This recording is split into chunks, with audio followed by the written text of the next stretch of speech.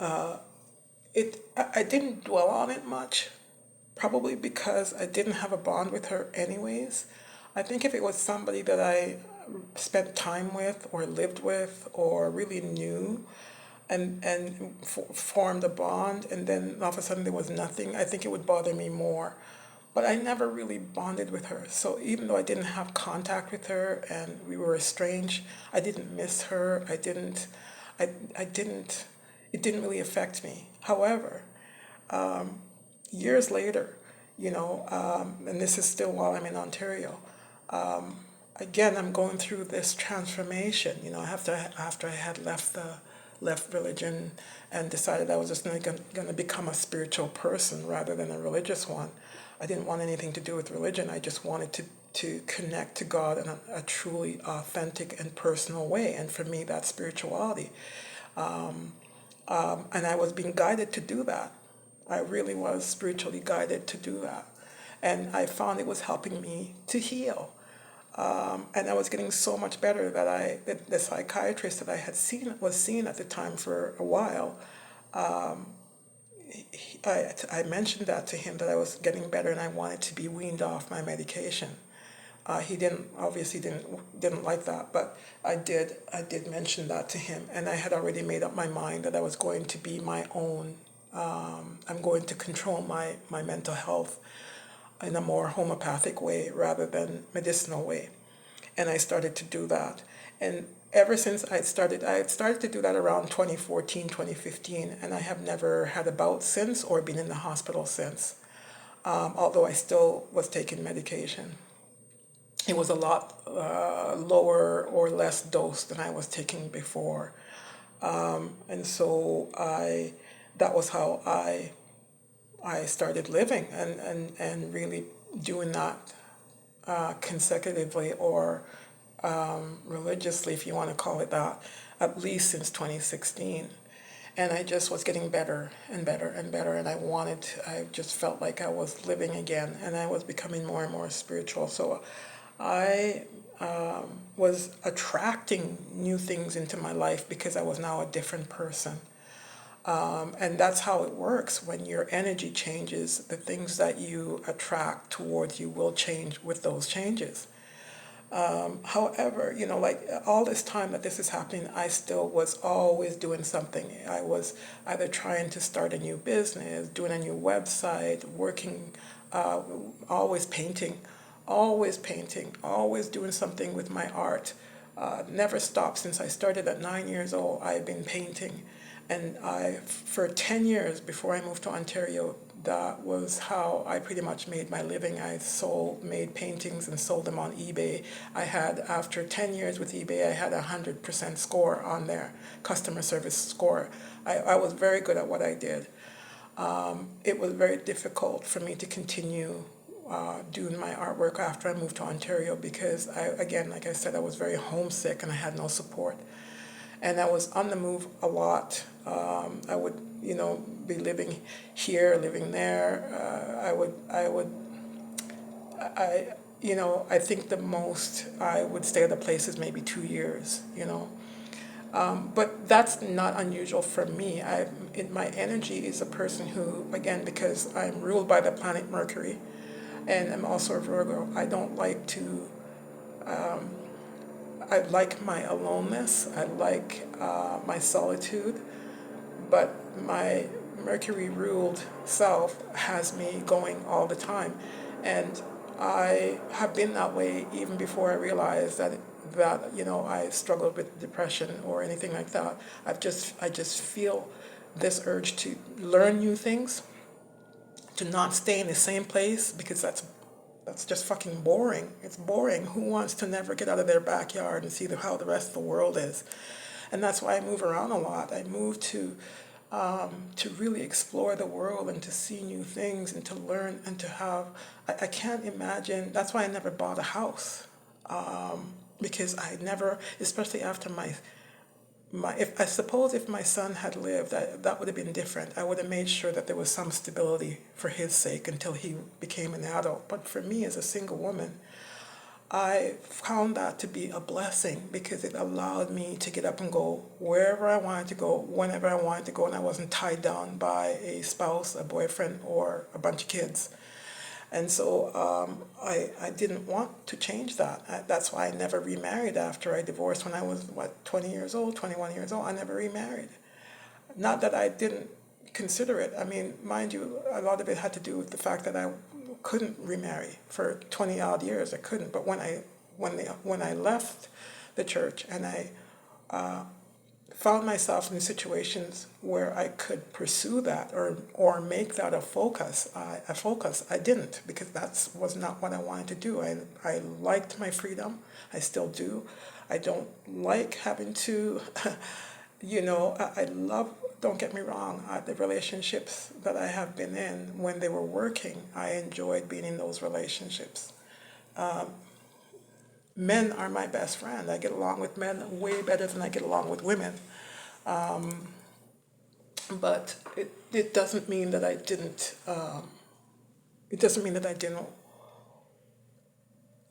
didn't want to even consider being in a relationship. I'm just saying I was quite happy and content the way things were, and I still am. So this is why now coming up to the point of what I'm trying to make and why I gave you all that background is this. In 2021, during the midst of COVID, I found myself living with a man that I met at my former workplace. This is really crazy for me because I've always been, when it comes to connecting with people, my first instinct is to see the good in people. I never prejudge people. I always, when I meet someone new, I never think that this is a bad person. I always see the good in people. And I always, if I see somebody in need, my first instinct is to want to help them. And I was at George Brown College in 2019. I was attending George Brown College. I had applied for a bursary through Canadian Mental Health, got that bursary, and attended George Brown College and graduated again with honors. I have all the proof of that. In fact, one of my courses that I prepared, the dean asked me, or the professor, I should say, asked me to use that particular course, program, or exercise. It wasn't an exercise, but we had to do a life skills course and present it. And the one that I created and presented, that was when we were graduating, and the professor had left a letter for me asking that my presentation be used as a template for upcoming classes. And so that I felt honored by that, and I have the proof of that. So I went through George Brown College, and I think I was just about ready to graduate 2019.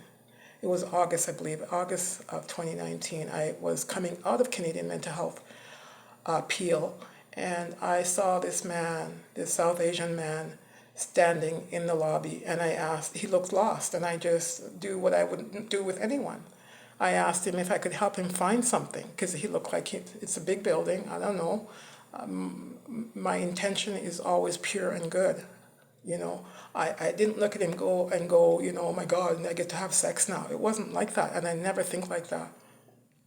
But I asked him if I could help him find his way. Little did I know that was part of a setup. And so innocently, I offered to help him. I'm sorry, but I'm not going to say much at this point with regards to this situation, because I know that I may be pulled in court for what I'm saying in this video. So, long story short, we connected that day at Canadian Mental Health inside the building. And over a period of time, initially for that, I think that first day or that first week, all we did was he asked me to take me out for something to eat. And I'm thinking, and for me that was really exciting, because it's been a long time since I was with anybody, even to talk to another man, And here, I think that before, this was 2019, I think the last time I was with a male at any time was 2018, the year before. And that was shortly after I had moved away from Canada and went to the United States and came back immediately because I just realized that was a huge mistake. And so I came back, and before I came back, I was with somebody in the United States whom I had moved there to live with, and realized that that was a mistake. Other than that, I had moved back immediately. That was 2018. And then the next year, 2019, I met this man in the lobby, not realizing his connection to my family.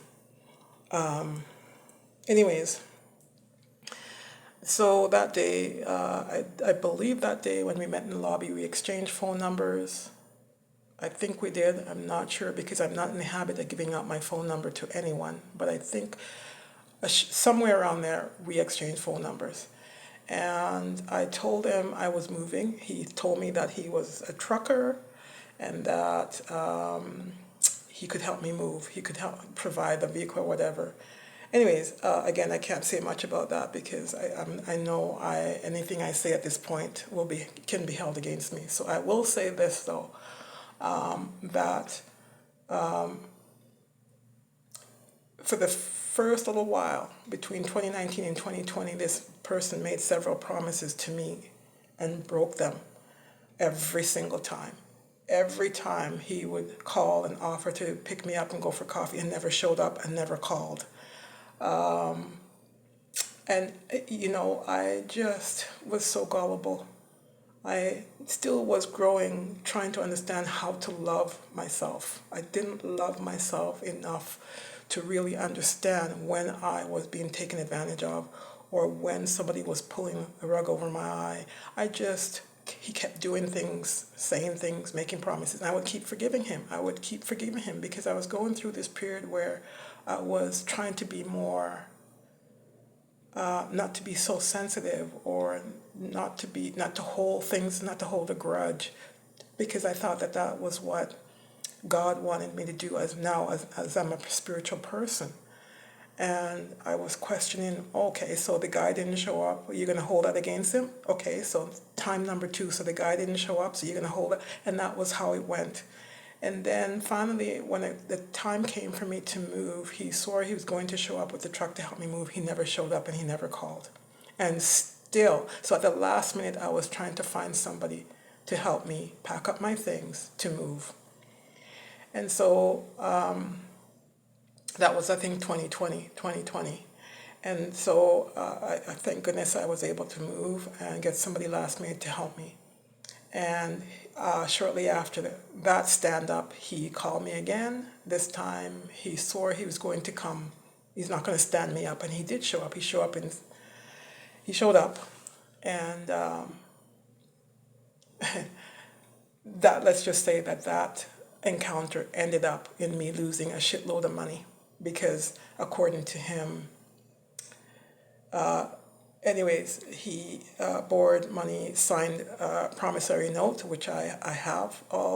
Everything I say can be proven, and I'm more than willing to speak everything I'm saying here under or speaking right into a lie detector machine. I have nothing to hide, and I'm a truth speaker. That's what I'm here to do. And I understand very clearly what karma is. And I know when I speak a lie against someone, that will come back to me. And I believe that wholeheartedly because I've seen evidence of that. When you tell a lie, when you gossip about people, when you speak untruths, when you destroy somebody's life, especially somebody who doesn't deserve it, that will come back to you. And if you don't live long enough, trust me, it will come back to those you leave behind.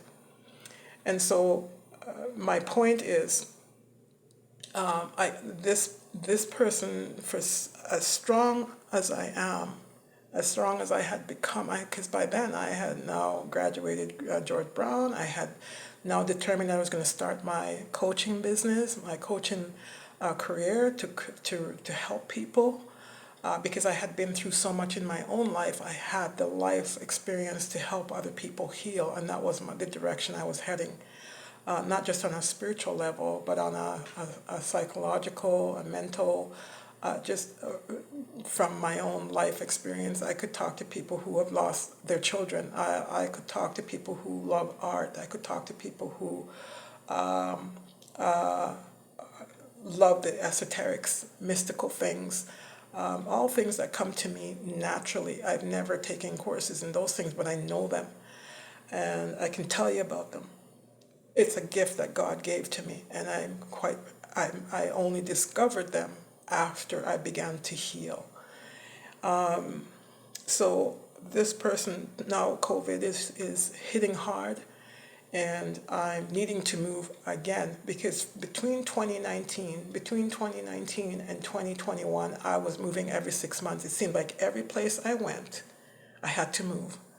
And I was pretty much stressed out, and I couldn't, there was always some reason. The one place I was in, I loved it because I was pretty much in a park, and I loved nature. It was accessible to me. Just getting out of the door and walking and stepping into the park, and I loved it. Next thing I was settled in and doing really well. Next thing I know, I received an eviction notice from the landlord saying that I must move because he's moving to another province. Lies. I had to go. I had to find, and it was really strange to me that at that time, that was when this man, all of a sudden, he was available to help me move, and had a house somewhere in another part of the country for me to move into. He had it all already set up and arranged for me to be in a home. He worked very hard to convince me to work for him for his trucking business, and worked very hard for me to move in with him, all of which I was very adamant against. But before I knew it, time had, I think a couple months or so had passed by while I looked for another place, and I found another place. And it was, and then again, still, that didn't work out. I ended up having to move again. So it seemed like there was some force that did not want me to settle. And I didn't understand at the time why that was happening. It started happening after I met this man. It started happening after I met this man. Because even though I had moved prior to meeting him, I was not moving every 6 months. And he always seemed to be there after I moved to say, let me help you move. And then he wouldn't show up. So anyways, the last place I was now was 2020. I was settled into this beautiful bedroom I was renting in a home. Everything was fine. I was vibing high. I'm telling you, I had lost a bunch of weight. I was enjoying my walk. I was walking 6 kilometers a day. I've always loved walking, always. And just love having my single life, and just, I had now graduated, and now I was working on really, really supporting myself. I had set a goal to get off ODSP. I had it all going. And this man showed up, and that was the end of my life as I knew it. Everything just started going downhill for me from there. With COVID, that made everything more challenging too, in terms of finding a place. And I'm living in a city where it was majority South Asian. And this may be just my opinion, but it's not just my opinion, and let me change that. It is my experience living in a city that's predominantly South Asian, that South Asians have a problem with Black people. Yes, I said that. It is my experience, and most other Black people that I've been in conversation with have experienced the same thing. I don't know what Black people have done to South Asians, but they seem to have a problem with us.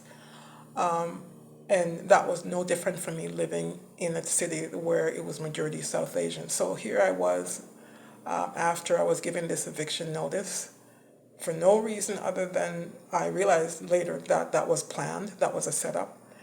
And having difficulty finding a place in COVID, people were not open in that city, mostly South Asian people, to rent to a Black woman, especially a single Black woman. And so who came to the rescue? This South Asian man that I met back in 2019.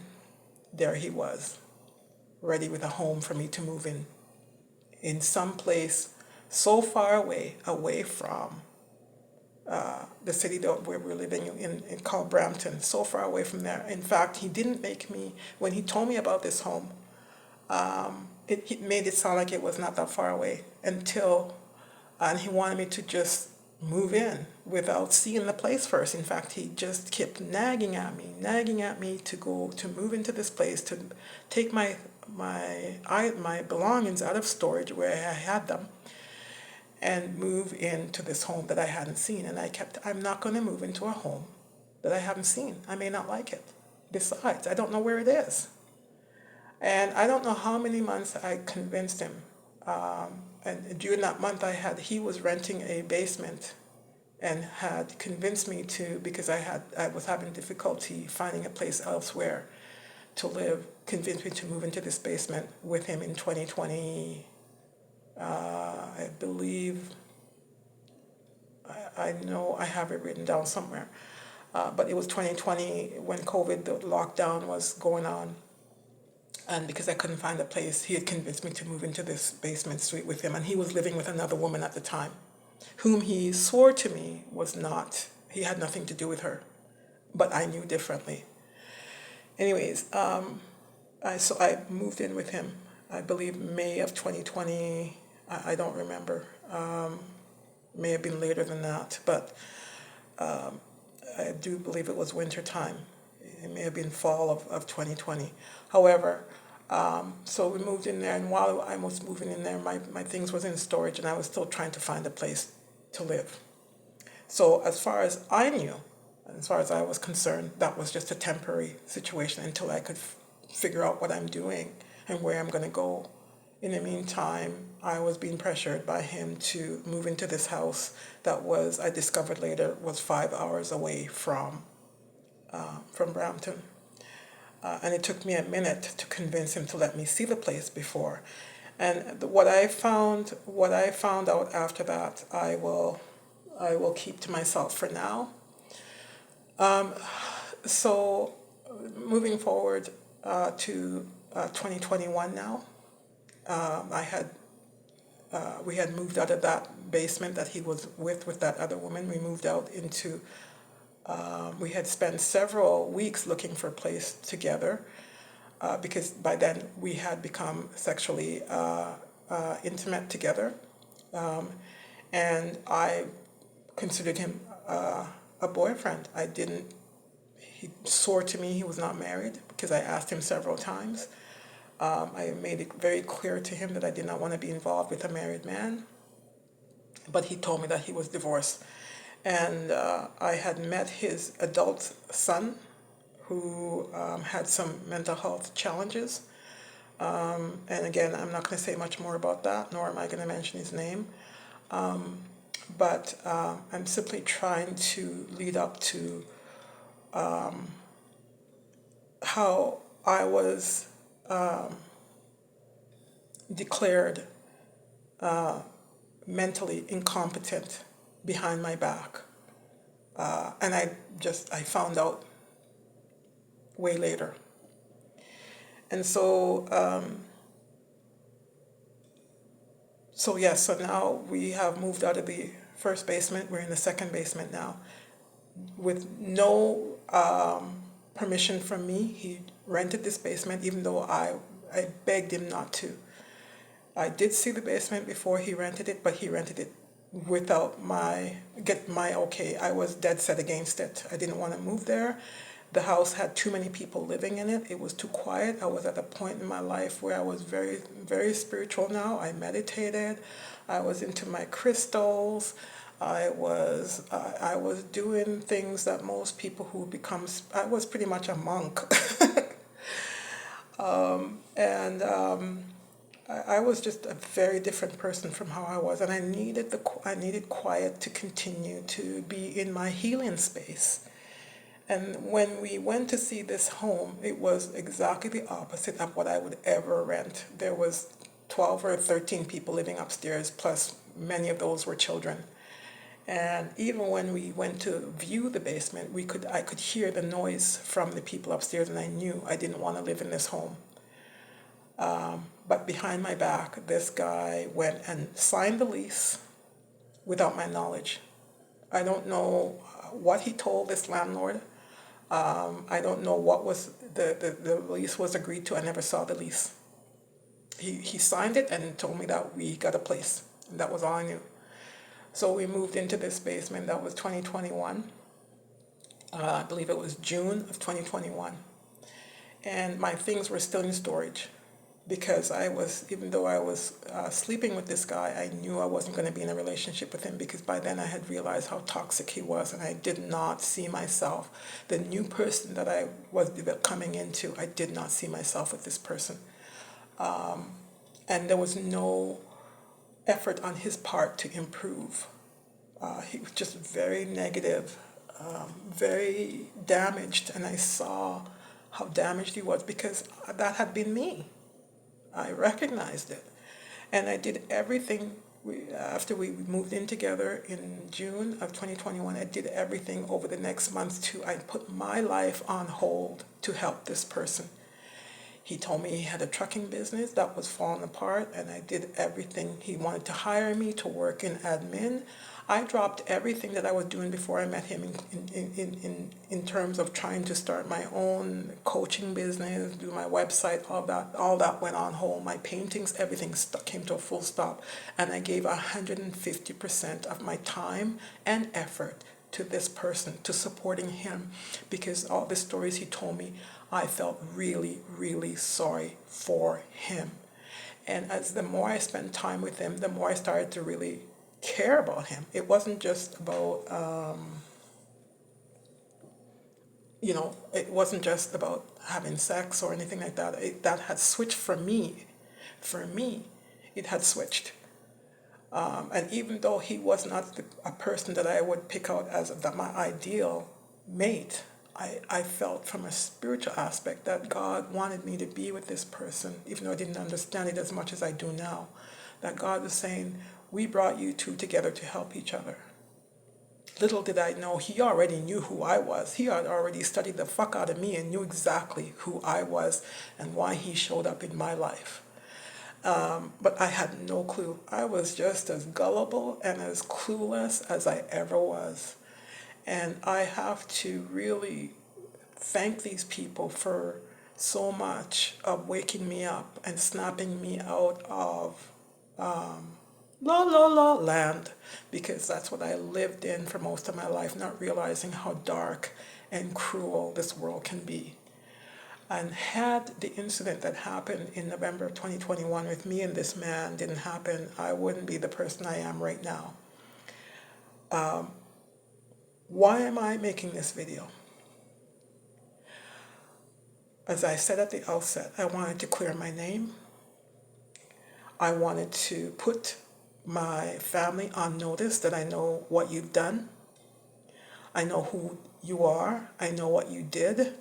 I know that even though I have had no connections with any of you, what you did behind the scenes to try to unalive me, you know who you are. You know that everything that was done to me, that I didn't do anything to any of you to deserve it. To the man whom I was living with, let me just pause here for a second and just, again, without going into too much detail, because I was never allowed to share my side of the story in court. On the night of November 20th, which was a Friday, this led into the next day, the 21st. I had there was a altercation with this person. That altercation, again, I'm not going to go into any details because I've already given a police report. I already had to call the police because of the altercation. And I thought the police were there to help me. But so many things I've been wrong about. What I had thought by making the phone call when that altercation happened, I made a phone call to the police to come and rescue me because I felt my life was in danger, has turned into a nightmare of, I cannot begin to even describe it here. What I will say is that that altercation was used to catfish me, among other things was used. My art career, my name, everything about me was used in a courtroom to declare me mentally incompetent. I was never contacted about this accusation. I do know that my medical records were illegally looked into to find out. Like, what I'm saying is that I know what happened to me. I know that most of it was illegal. I know that not whoever, but the person and persons who went into the courtroom and falsified documents to make me appear mentally unstable. In fact, they did it in a way to make it look like I could not even appear in a court. That's why I was never asked to come to court. And if I was asked to come to court, that request never reached me, because I sure as hell would have showed up and I would have spoken and given the court whatever they needed to prove I have never been incompetent a fucking day in my life. Never. Yes, I have had my bouts and struggles with depression, but it has never left me incompetent to the point where I cannot fight for myself or speak for myself or support myself. Never. I have spent most of my life helping other people. I can prove that I worked for 6 years in a company that needed somebody who's competent, that needed somebody who knew what the fuck they were doing.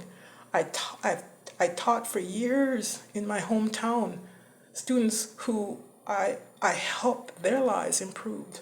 And then I moved from that province and went to another province where I taught again using my art to help people heal who are struggling with depression like I was. None of that. No one approached me and said, listen, you are being accused of something here in the court and you need to show up to defend yourself. No one ever did. I will not say in this video how I found out about so many illegal things that was done against me. Another reason why I'm making this video is because since I found out, I have made countless attempts to get help. I made videos, clips, shorts, if you want to call them shorts, video shorts after video shorts, and posted them online asking for help. They were all blocked because after the altercation I had with this person, my life became endangered and I had to literally flee from my life. And while I was trying to flee, I reached out to the police. They told me they couldn't do anything because this person hadn't done anything. Okay, so I was on my own. During that time, I made several of these clips and posted them on my social media. It got to the point where I was cyberbullied so badly, I had to remove myself. Any social media accounts, they were being used to weaponize me, so I had to take them down. My art career and all the opportunities that were coming to me in terms of I was doing really well, doing workshops on Zoom, helping people, just doing webinars and doing workshops that I was very good at, and that was really, really working out for me. Any opportunities that came up for me after that was blocked and destroyed. I couldn't even get a job at McDonald's. My life as it was came to an absolute halt. because of what was being done to me by these people who went to the court and told the judge that I was mentally incompetent, so much so that I couldn't. She's not available to come to the court because she's out of it. Me, a professional woman who lived with depression, bipolar depression, whom I managed to maintain and keep under wrap. In fact, I never discuss it. No, anybody who meets me would never know that I have ever struggled with depression. Never. And my illness or my struggles with depression is never something I've ever discussed with any of my family members. Not a single one. Even my sister, whom I was close to, I never talked to her about it. It was just, I don't know if it's in our community, depression or the subject of depression is not something we talk about. And I knew better than to talk about it with anybody in my family, number one, because I was not connected to my family. I don't have a relationship with them. And even if I did, I didn't have the bond or the closeness to them that I would discuss something like that with them. So I would like to end this video by asking the judge and asking the courts, how did you reach a conclusion without speaking to me personally? How did you reach that conclusion without speaking to me personally, that I am mentally incompetent? How did you get to that? By word of mouth? How can any legal system pronounce someone mentally incompetent without having any conversation with that person? Just going on the stories that were told by people who don't even know me. Why? Because one is a father, one is a mother, one is a daughter, one is a son, one is a sibling. Anyone can just walk into a courtroom and say, my daughter is crazy. A narcissist ex can walk into a courtroom and say, oh, listen to this tape, you hear how she's screaming? Did you realize that she was screaming because he just beat her? Do you realize that the part that you heard where that woman is screaming for her dear life before she was able to get up off the floor and call the police is because that man just finished beating her in a drunken rage? No. That was never considered, was it? It was just a matter of convenience. He could just record and videotape any parts and put together any parts that he or she wants and bring us into court and see how she's acting there. I'm telling you, she's crazy. Not getting the full picture. Not seeing the full picture that 2 seconds before he turned that camera on. He just punched her in the face, kicked her in the gut, have her crawling on the floor. Now, I'm not saying that that's what he did to me. I'm saying I experienced something similar to that. And I believe that all those shorts that I made, in those shorts that I made and posted them and on my website and on social media, they were all either taken down or blocked. No one saw them. I put them there for the authorities to see it. I put them there for the police to help me because I was being attacked online. I was being followed when I went for my walk. I was in fear for my life. And there was no one there to help me. And I didn't realize that it was the people who should have helped me who were doing these attacks. I was going to say these are the people who were closest to me, but I was not even close to these people. I hadn't had no contact with these people. None. The last time I had, for example, a contact with my so-called mother was in 2018. 2018, when I was in a shelter. Again, remember earlier I talked about that I was in the United States and I moved back from the United States right away. And then because when I left Canada to go to the US, I gave away everything. Everything. I didn't even sell it. I couldn't sell anything. Most of it I gave away, including my beloved car. I gave it to my nephew for free. For free. I gave him that car. I had to prepare myself mentally for months, at least 2 months before I gave that car away, because I knew I was going to move to the States. I had planned it, I had packed, and I was ready to go. But that car, I felt I was being guided to just leave that one behind. And rather than sell it, I thought I want to put this car in the hands of somebody who's going to take care of it because it's a good car.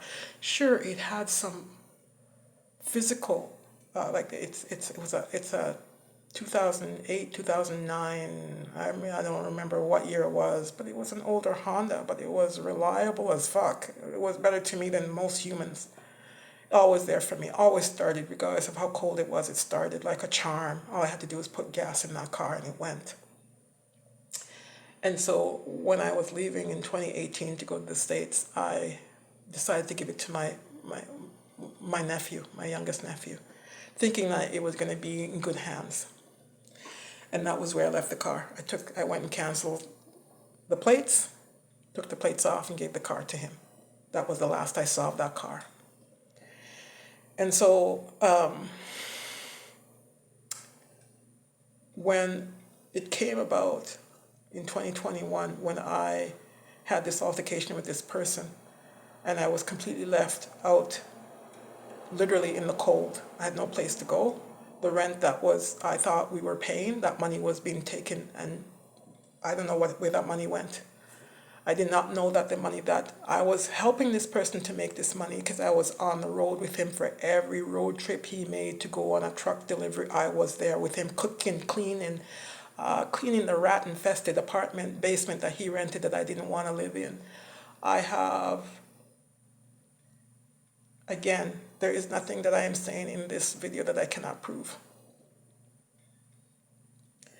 And so I realize so much of what I know now came out to me after this person came at me in 2021, November of 2021. That was that was the beginning of the end for me and the beginning of the beginning for me, November of 2021. I didn't truly understand, as I said at the beginning of this video, how hateful people could be until I saw evidence through my ex, my so-called family, people who I thought were my friends, my former workplace, people whom I trusted, some of them, at least one of them, with my life. Those are the people who came up against me. Why? I did absolutely nothing. As I sit here and I look into this camera, I did absolutely nothing to deserve the things that I could sit here for another 2 hours and list to you that was done to me by these people, most of them my own family, with the ringleader being this person I was involved in a relationship with. He knows who he is. He'll be the first to watch this video. So here I am, August of 2024. I've had to, since this altercation with this person, run for my life. And I mean run for my life, literally run for my life. I have suffered beyond, let's just say I have gone through more torture and suffering and injustice from people who I don't know, people who have never met me, to to my estranged family who I have no connections with, but who all felt that they know me well enough to walk into a courtroom and tell a judge that I'm mentally incompetent. That is why I spent the majority of this video telling you my side of how I was before this happened in November of 2021. I have managed my life quite well, and it all started to go downhill, I suspect, when I moved to Ontario closer to my family, my so-called family. But it escalated after I met this person and lived with this person. The rest of it I cannot go into because, again, I know that I will at some point have to defend what I say. At least I'm hoping to be given a chance. This is another reason why I'm speaking out here again, because every single video that I have posted on my social media, on my websites, because I have been stalked by these people, they are quick to pull them down or block them so that no one sees them. But all that has done is made me more determined. I have made sure that I have backed up everything and put it somewhere and given it to people that if something happens to me, I will have the last word. And so, because I know they're really trying, they have really tried and they have not let up. And I feel compelled to make this video another one, again, telling my side of the story to a court of law, to the judge who never, ever gave me a chance to come in and prove how not fucking incompetent I am. I don't care how many persons these people have paid to come into court and say, yeah, he's a fucking nut house. I don't care how many people have been bribed, because all this has happened, I've seen it. I still should have been given the opportunity when my own family walked into court. These, again, I say family, not because they've been a family, but only because we have the same blood in our veins, but they've never been a family to me. Never. Never. I have a piece of paper here. I had it here, right beside this picture of my son. You know what it says? You know, it's probably backwards to you. It says, blood is not thicker than water. Let me repeat that. Blood is not thicker than water. I am living proof of that. I have been attacked by people who were supposed to be my family. I was declared mentally incompetent by people who were supposed to be my family, who were never there for me, ever. They don't know anything about my mental health. I was declared mentally incompetent by a man whom I gave up my own life, I sacrificed my own life to help and to support, and he walked into a courtroom and lied in ways that if I could give him an Academy Award for being the best narcissist, liar, pathological liar, he would win. I would give him 2 awards for that, not just 1.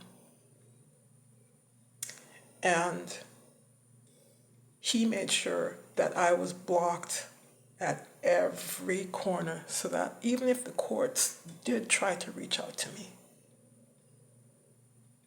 I never received anything. And I stuck around for a long time, even though my life was in danger. I stuck around for a long time hoping to hear from the courts. I wrote the police. I took the initiative to try and get details as to what is going on.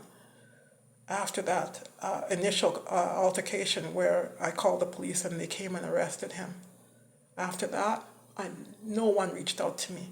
Not the victim services, not a single soul.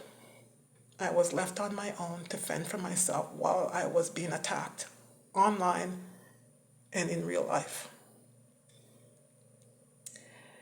And so I will say this, that one of the reasons why I know that what has happened to me in terms of me being declared mentally unstable or incompetent is because after not hearing anything from the courts, I finally took the initiative and wrote the court and asked them what has happened. That was when I found out that the case had been closed, not dismissed, but closed. That was dealt with and done. And I'm like, but nobody told me. Nobody told me. So I asked them to send me the court transcripts. I asked for a copy of the court transcripts. I will leave it at that.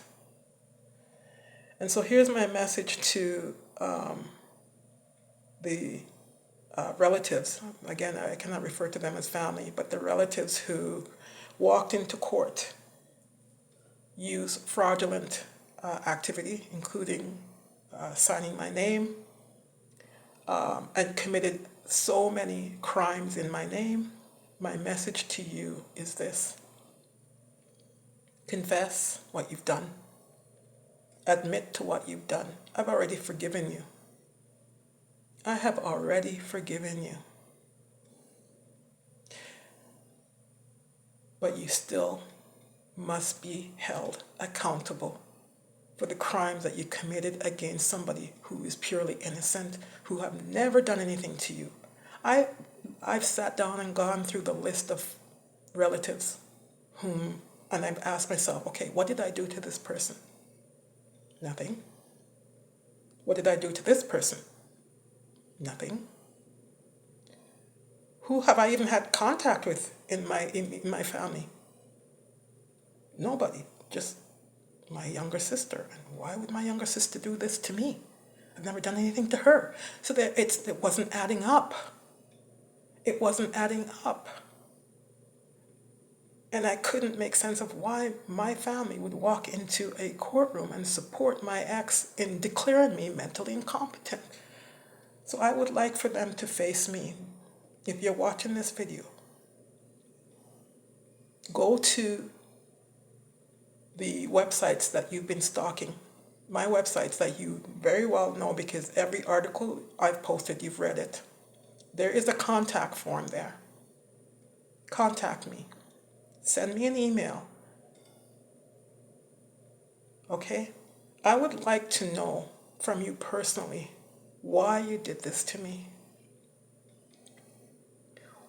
Because maybe I did it when I was sleepwalking. Whatever I did to you that would cause you to commit the crimes that you've done against me. And I know what they are. I know everything. I know who you are. I know that you've been, I know who the ringleader is. I know about your group. I know about the inside people that you're working with. I know why you've tried to unalive me, to keep me quiet. Let's just say you could come in and unalive me right now. And you probably will try if this video gets out. I already know everything. God has already seen everything. And the court of the Most High has already been in session. And the decision has already been made. So regardless of what happens down here in the 3D, you will be held accountable. There is such a thing as karma. So I say this to make it easier for you. And those who were indirectly involved, who watched what was happening to me, saw the effect it had on me, and don't let the person that you see sitting in front of this camera fool you. I'm fucking stronger than you will ever know. Yeah, I know everything you sent towards me. I know everything you did. But I'm a fucking warrior. And I just know how to you send it to me, I just say, I don't want it.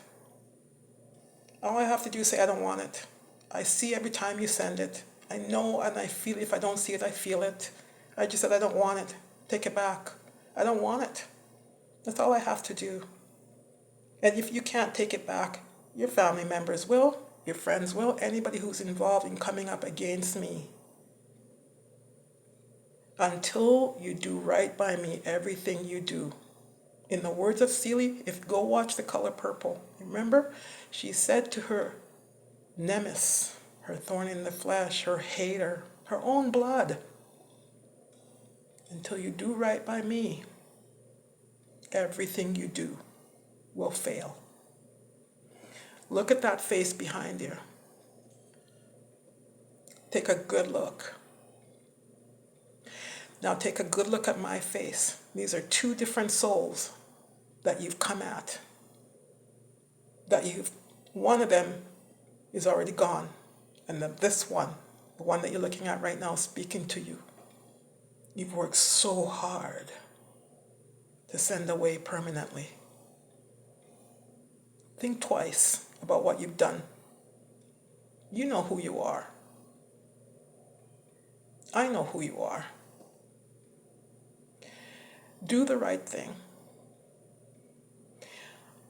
I'm not making this video to call anybody out. I could, because I know all your names. I'm simply following my divine direction because God has given me permission to make this video, because I have made so many others and given up because you guys managed to get in there and block them as soon as I post them.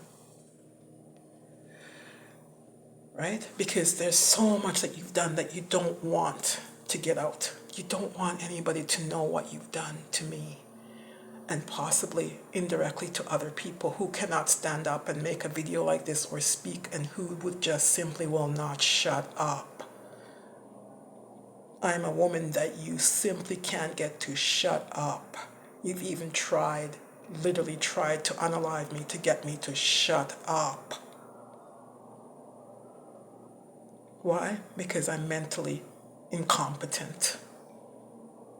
Because I'm bipolar and I don't know, I have no right to defend myself when my own family can walk into a courtroom without my knowledge, after the court has already made its decision and it all is said and done and everybody's washed their hands and gone home.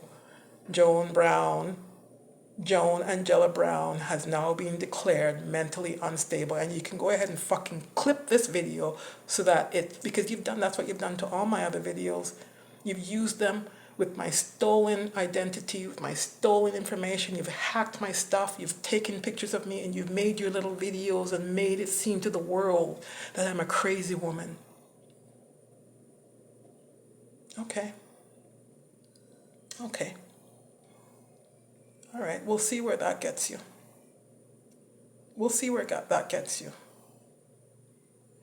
I will end this video by saying all of you have seriously underestimated me. Seriously. And I did not deserve what y'all did to me. And you know it. And to my dearly beloved mother, thank you. You're forgiven.